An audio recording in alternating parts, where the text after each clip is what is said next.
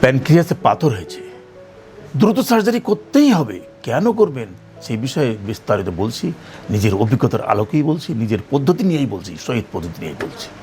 প্যানক্রিয়াসে পাথর হয়েছে, আমাদের দেশের ফিজিশিয়ানরা, অধিকাংশই ফিজিশিয়ান, তারা প্যানক্রিয়াস পাথরের যে চিকিৎসার অনুসরণ করেন, সে চিকিৎসা কখনো প্যানক্রিয়াসে পাথর ভালো হয় না। তারা বলে আমরা ইআরসিবি করে বাস্কেট দিয়ে মুখটা বড় করে দেবো, বাস্কেট দিয়ে টেনে পাথর বের করে দেবো, ESWL করে ভেঙে দেবো। কটা পাথর ভাঙবেন? কটা ট্রাক দিয়ে কয়টা পাথর বের হবে? 3 মাস 6 মাস 9 মাস পর পর আপনি যে ইআরসিবি করে ডরমিয়া বাস্কেটিং করে প্যাপোডেক্টমি করে পাথর বের করার পদ্ধতি আবিষ্কার করেছেন, আপনি কি জানেন এর ক্ষতিকারক দিকটি? যখনই আপনি ইআরসিবি করছেন, প্যাপোডেক্টমি করছেন, ওর মধ্যে স্টেন্ট ঢুকিয়ে দিচ্ছেন, ডরমিয়া বাস্কেটিং করছেন, তখন তো ট্রমা হলো না? ট্রমা তো হলো, ট্রমাটিক ইনফ্লামেশন। প্যানক্রিয়াসে ট্রমাটিক ইনফ্লামেশন হবে। যখনই যে কোনো অর্গানে ইনফ্লামেশন হোক না কেন, সেখানে ওটা হিলিং প্রসেস যখন যায় তখন ফাইব্রোটিক টিস্যু তৈরি হয়। এই ফাইব্রোটিক টিস্যু যেমন প্যানক্রিয়াসের প্যারেনকাইমাকে ক্ষতিগ্রস্ত করে, প্যানক্রিয়াটিক পেরিপ্যানক্রিয়াটিক টিস্যুকেও ক্ষতিগ্রস্ত করে। ফাইব্রোটিক টিস্যু মনে করতে পারেন এটা জালের মতো, শক্ত তারের মতো, শক্ত জালের দড়ির মতো, সুতার মতো, প্যানক্রিয়াস চারিপাশ দিকে আষ্টে পিষ্টে বেঁধে ওর মুভমেন্ট কমিয়ে দেয়। তাহলে মুভমেন্ট কমে দিলে তো ওর ব্যথা বাড়বেই, ওদের ব্যথা ভালো হবে না। আর যে প্যারেনকাইমাতে যে আপনি ট্রমা করলেন, এর চেঞ্জ হলো। প্যারেনকাইমা তো সফট জিনিস, নরম জিনিস। আমাদের সিটি স্ক্যান বা আল্ট্রাসোনোগ্রাফি বা এমআরসিবিতে বলে pancreatic tissue reduced in size, atrophied, কতগুলো লেখে। কেন লেখে? কোত্থেকে আসলে কথাগুলো? কেন শুকালো? কেন প্যারেনকাইমা রিডিউসড ইন সাইজ বললো? কেন অ্যাট্রোফি হলো? এই তো আপনার কারণে। আপনি ইআরসিবি করে ডরমিয়া বাস্কেটিং করে মুখ থেকে 2-3টা পাথর বের করতে পারবেন, বডিতে বা টেলে থাকলে বের করতে পারবেন না। আপনি কখনো আসবে না পাথর। আর প্যানক্রিয়াসটা আড়াআড়িভাবে থাকে।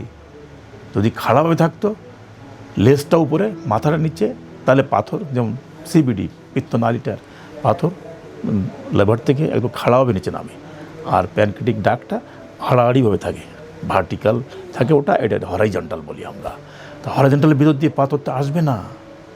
মুখ বড় করলে কী হবে? পাথর তো আসবে না, পাথর তো ভিতরে রয়ে গেছে। এবং ওই পাথর যখন সাইজটা বড় হতে থাকবে, অ্যাগ্রিগেশন হয়ে বড় হয়, তখন নালি ব্লক করে ফেলে। আর এই নালি ব্লকের কারণেই তো ইন্টারডাক্টাল হাইপারটেনশন হয়।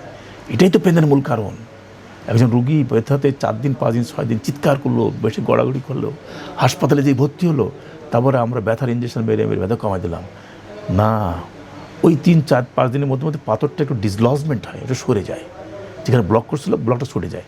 যখন ব্লকটা ছুটে গেল, তখন প্যানক্রিয়াটিক ডাক্টের স্পেসটা একটু বৃদ্ধি পেল, এবং যে কালেকশনটা, পেন্ট আপ কালেকশন বলি, জমা ছিল ভিতরে, সে আস্তে করে গড়িয়ে বেরিয়ে গেল। তখন ব্যথাটি কমে। আপনার ওষুধের কারণে কমেনি, কিন্তু ও যে নড়াচড়া করে, ছটফট করে, পাথরে একটু নড়ে যায়। আর এই যে বারবার আপনি ইআরসিবি করছেন, বারবার তার প্যানক্রিয়াটিসের সুযোগ করে দিচ্ছেন, এর কারণেও বারবার প্যানক্রিয়াটাইটিস থেকে ফাইব্রোসিস হচ্ছে। প্যারেনকাইমা তো কমছেই, পেরিপ্যানক্রিয়াটিক টিস্যুতে ফাইব্রোটিক টিস্যু ওকে একদম জালের মতো, জাল দিয়ে যেমন বাঘ ধরে না, ওরকম জাল দিয়ে চারিপাশে জাল ছিটিয়ে প্যানক্রিয়াসকে ভার্টিক্যাল কলামের সঙ্গে আষ্টে পিষ্টে বেঁধে ফেলে। ক্রমান্বয়ে ওর ব্যথা আরও বাড়তে থাকে। তাই একমাত্র চিকিৎসা, বেস্ট চিকিৎসা, open surgery the best one. Open surgery the best one. পুরো duct head to tail open করে দিব, পুরো পাথরগুলো বের করে দিব।